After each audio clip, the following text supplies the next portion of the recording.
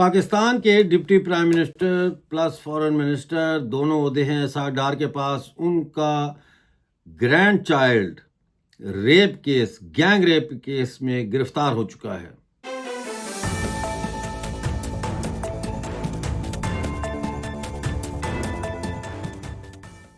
Hello دوستو، ایک بہت بریکنگ نیوز آ رہی ہے کہ اسحاق ڈار جو کہ نواز شریف کے فیملی کے ہی آدمی ہیں اور ان کے بیٹے کی جو شادی ہے وہ ہوئی ہے مریم نواز چیف منسٹر پنجاب کی بہن عاصمہ نواز سے. ان کے بارے میں یہ بتایا جا رہا ہے کہ ان کا جو بیٹا ہے اور deputy prime minister Ishaq Dar کا جو گرینڈ سن ہے وہ گینگ ریپ کیس میں انوالو تھا اور وہ اب اریسٹ ہو گیا ہے. یہ بہت بڑا ہائی پروفائل کیس ہے. فرینچ نیشنل تھی ایک اور ایک وینیزویلا کی نیشنل تھی. ان دونوں سے 2025 میں ان کی ملاقات ہوتی ہے سنگاپور میں، جہاں یہ کرپٹو کرنسی کے کاروبار میں شاید منسلک ہو جاتے ہیں. اس کے بعد رضا ڈار جو کہ گرینڈ سن ہے اس کا ڈپٹی پرائم منسٹر کا، وہ ان کو ویزے لگوا کر پاکستان بلاتا ہے. اس کے بعد لاہور میں ڈیفنس ہاؤسنگ سوسائٹی فیز 5 میں ان کو ایک گھر میں بند کر کے ان کا گینگ ریپ کیا جاتا ہے. ان کو $1.5 ملین رینزم ان سے مانگا جاتا ہے. اس کے بعد ان کو کہا جاتا ہے کہ اگر انہوں نے پیسے نہ دیے تو ان کے جو آرگنز ہیں ان کو بیچا جائے گا آرگن ہارویسٹنگ کے حوالے سے اور پھر پیسے پورے کیے جائیں گے. اس دوران ان کے پرس سے اور ان کے جتنے بھی زیورات یا جو بھی ان کے پاس تھا پوزیشنز ان کی پرسنل، وہ لوٹ لی جاتی ہیں. گینگ ریپ کیا جاتا ہے. اس میں 5 لوگ انوالو ہیں.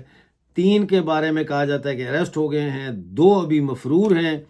اور یہ واقعہ انتہائی سنسنی خیز ہے اور ہائی پروفائل کیس ہے. تو سوال یہاں پہ یہ آ جاتا ہے کہ کیا اس کیس میں اب ان کو سزائیں ہوں گی یا نہیں ہوں گی. لیکن پہلے جو ہے میں آپ کو یہ بتا دوں کہ یہ مریم نواز کا بھانجا ہے، ان کی بہن کا بیٹا ہے جو چیف منسٹر ہیں. اور اسی طرح سے فارن منسٹر اور ڈپٹی پرائم منسٹر جو ہیں اسحاق ڈار، ان کا یہ گرینڈ چائلڈ ہے. تو یہ بہت بڑی خبر ہے. ان کے جو گرینڈ سن ہیں انہوں نے یہ Y block defence housing society Lahore میں یہ کیس ہوا ہے اور لڑکیوں نے بیان دے دیے ہیں. ان کا فرینزک بھی ہو گیا ہے، ان کا میڈیکل ٹیسٹ بھی ہو گیا ہے. انہوں نے یہ کہا ہے کہ ہمیں گینگ ریپ کیا گیا، ہمیں لوٹا گیا اور پھر گن پوائنٹ پر ہمیں جو ہے وہ حبس بے جا میں رکھا گیا. مریم نواز صاحبہ کا بھانجا بتایا جاتا ہے، رضا ڈار اس میں شامل تھا. یہ ایک بریکنگ نیوز ہے اور اب سوال یہ ہے کہ اس کا آگے کیا ہوگا.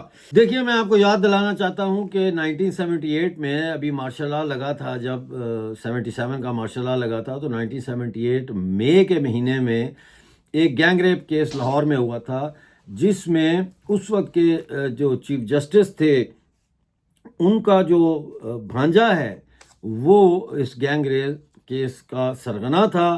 اس میں وہ ملوث تھا اور اس میں معروف فلم سٹار شبنم کا گینگ ریپ کیا گیا تھا ان کے خاوند کے سامنے. ان کے خاوند کو کرسی سے باندھا گیا تھا، ان کے بچہ تھا چھوٹا اس کے سامنے، اور خاوند کے سامنے جو ہے وہ شبنم بیگم کا ریپ کیا گیا تھا.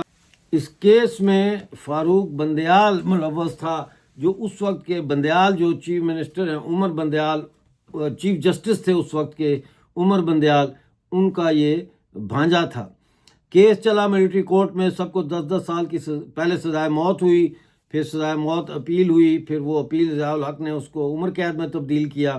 اس کے بعد شبنم بیگم پر اور روبن گھوش کے اوپر جو ان کے شوہر تھے، میوزک ڈائریکٹر اور کمپوزر تھے، ان پر دباؤ ڈالا گیا کہ آپ ان کو معاف کریں. ان کو معاف کروایا گیا اور اس کے بعد وہ تمام لوگ جو اس کیس میں ملوث تھے ان کو رہا کر دیا گیا.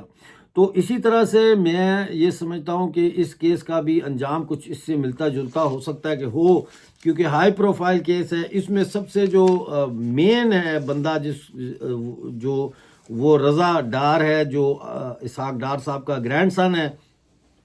تو اس کو بچانا ہے. اس کو کیسے یہ بچائیں گے؟ لیک آف ایویڈنس کے ذریعے بھی بچا سکتے ہیں اور اس کے یہ بھی کہہ سکتے ہیں کہ یہ تو خود وکٹم تھا، اس کو تو یہ سب لوگوں کو کسی اور پارٹی نے یہ رمال کیا تھا اور اس میں رضا کا کوئی لینا دینا نہیں ہے.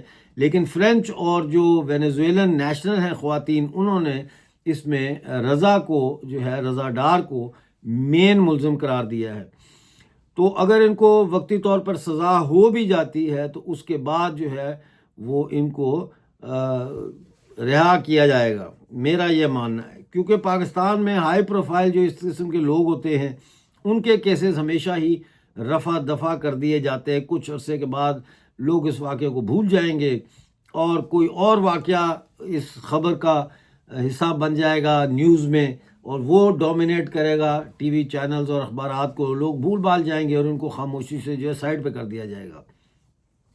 یہ ایک بہت ہی بڑا واقعہ ہے جو پیش آیا ہے پاکستان میں، اور اس طرح کے گینگ ریپس جو ہے یہ کوئی پاکستان میں ہونے والا پہلا واقعہ نہیں ہے. پاکستان کے اندر جاگیردارانہ سوچ موجود ہے جس کے تحت جو ہے وہ اس قسم کی حرکتیں کی جاتی ہیں. اور پاکستان کے اندر کوئی کہہ رہا تھا ایک انڈین ٹی وی چینل پہ کہ پاکستان میں سیاستدانوں اور مجرموں کا آپس میں کیا رشتہ ہے. تو میں نے یہ کہا کہ پاکستان کا سیاستدان جو ہے وہ خود مجرم ہے اور مجرم ہی سیاستدان ہے، تو اس میں تفریق نہیں کی جا سکتی. پاکستان ایک ایسا ملک ہے جہاں انصاف کی توقع کرنا جو ہے وہ ایک مطلب خوش فہمی ہے. جہاں سابق وزرائے اعظموں کو انصاف نہیں ملا، وہاں ان دو فارنرز کو بیچاریوں کو کیسے انصاف ملے گا؟ بہت مشکل ہے. ہماری دعا ہے کہ انصاف ہو اور سزا ہو، لیکن ایسا ہوتا ہوا نظر نہیں آ رہا. آج کا پروگرام دیکھنے کا بہت شکریہ. جیسی کوئی اپڈیٹ آئے گی لے کے آپ کی خدمت میں حاضر ہوں گا. اس وقت تک کے لیے مجھے اجازت دیجیے اور اپنا بہت سارا خیال رکھیے.